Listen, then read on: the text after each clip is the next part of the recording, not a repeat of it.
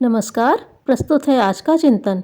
सुशिक्षितों की बढ़ती हुई बेकारी एवं बेरोजगारी इस तथ्य का बोध कराती है कि जिन आधारों को लेकर आज की शिक्षा प्रणाली चल रही है उसमें कहीं ना कहीं कोई दोष अवश्य है। अशिक्षित मेहनत मजदूरी करके अपना गुजारा कर ले और सुशिक्षितों को नौकरी के लिए दर दर भटकना पड़े, यह बात को समझ में नहीं आती। किसान का एक अशिक्षित लड़का होश संभालते और शरीर के समर्थ होते ही पिता के कार्य में हाथ बटाने लगता है। अन्य कोई काम न मिलने पर कृषि को ही अपनी आजीविका का साधन बना लेता है। बढ़ई, लोहार, नाई, धोबी आदि के लड़के पैतृक धंधा अपनाकर शिक्षा के अभाव में भी परिवार का गुजारा चलाते देखे जाते हैं। दुकान ठेला आदि लगाकर भी जीवन निर्वाह के लिए आवश्यक उपार्जन कर लेने वालों की कमी नहीं है। पर आश्चर्य तब होता है जब ऊंची शिक्षा प्राप्त कर लेने के बाद भी कितने ही युवक नौकरी न मिल पाने का बहाना बनाकर परावलंबी जीवन व्यतीत करते तथा परिवार एवं समाज के लिए भारभूत सिद्ध होते हैं। कारण ढूंढने पर ढर्रे की शिक्षा व्यवस्था तथा चिंतन प्रणाली दोनों की ही कमी दिखाई देती है। यह आश्चर्य तब और भी बढ़ता है जब सर्वेक्षण रिपोर्ट यह बताती है कि बढ़ते हुए अपराधों में युवा पीढ़ी के सुशिक्षितों का अधिक योगदान होता है। चोरी, उठाईगिरी जैसे सामान्य अपराधों को छोड़कर बड़े संगीन जुर्मों में तथाकथित शिक्षित युवा पीढ़ी का ही रोल होता है। कानून की पकड़ से बचने के लिए गंभीर अपराधों में जिस बुद्धिमत्तापूर्ण तकनीक की जरूरत पड़ती है वह अधिकतर शिक्षित बुद्धिमानों में ही पाई जाती है।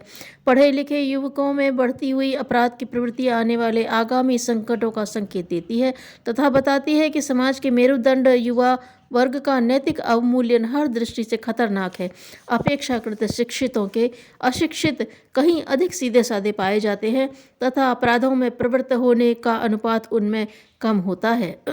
यह विचित्र निष्कर्ष प्रचलित शिक्षा प्रणाली की उपयोगिता अनुपयोगिता के अध्ययन एवं विश्लेषण के लिए बाध्य करता है।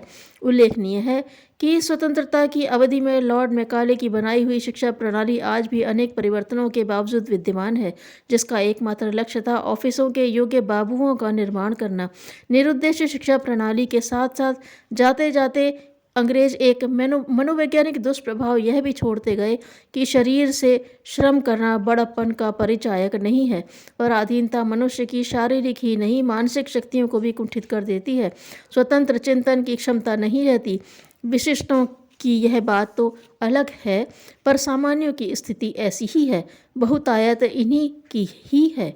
भारतवासियों की मानसिकता को समझते हुए मनोवैज्ञानिक दृष्टि से दुर्भाग्यपूर्ण भ्रांतियों को जनमानस में गहराई तक जमा देने में अंग्रेज सफल रहे।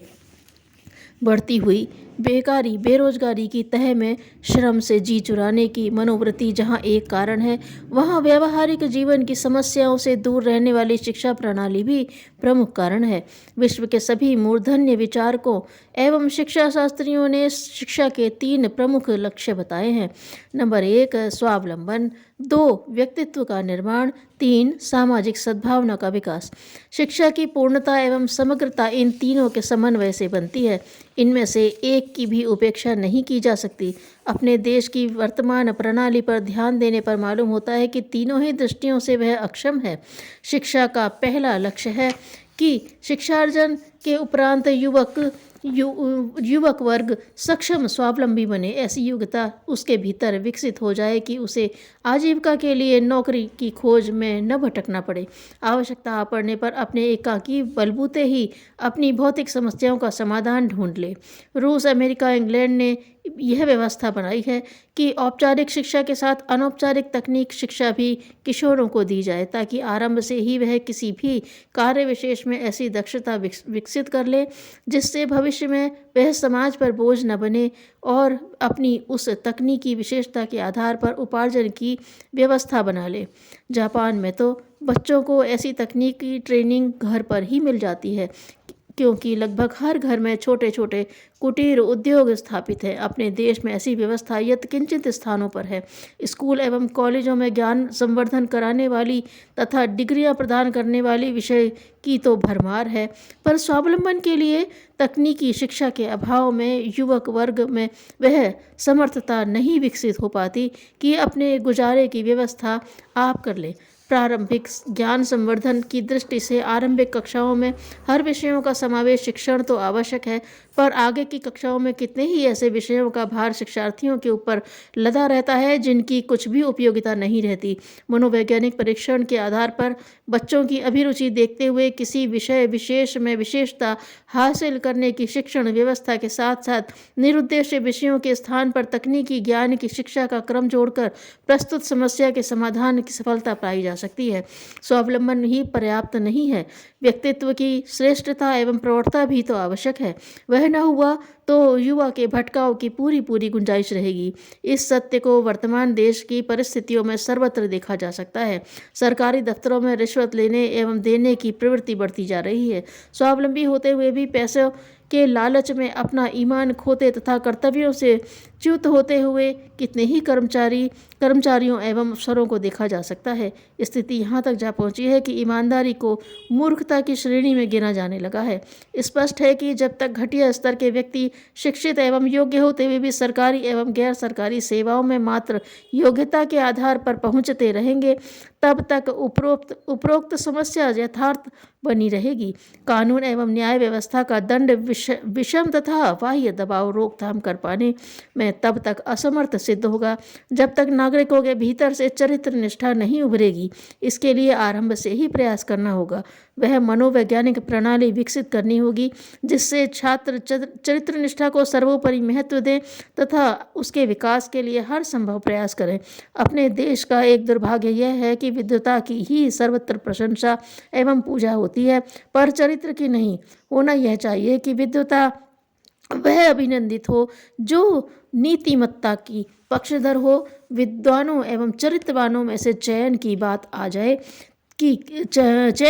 आए कि किस को सम्मान दिया जाए तो प्राथमिकता चरित्रवानों को मिलनी चाहिए। विचारशीलता यदि चरित्र की श्रेष्ठता की महत्ता स्वीकार करती है तथा समाज एवं देश की प्रगति के लिए आवश्यक मानती है तो इसके लिए प्रयास आरंभिक शिक्षण के साथ ही करना होगा।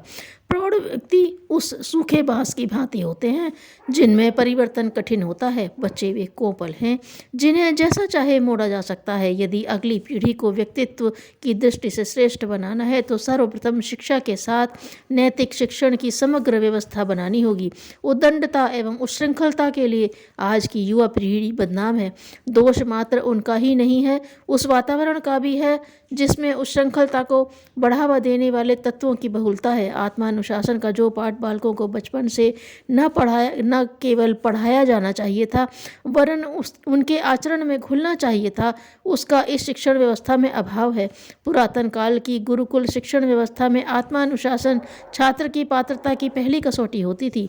श्रेष्ठ व्यक्तित्व संपन्न आचार्यों के निर्देशन में गुरुकुल चलते थे।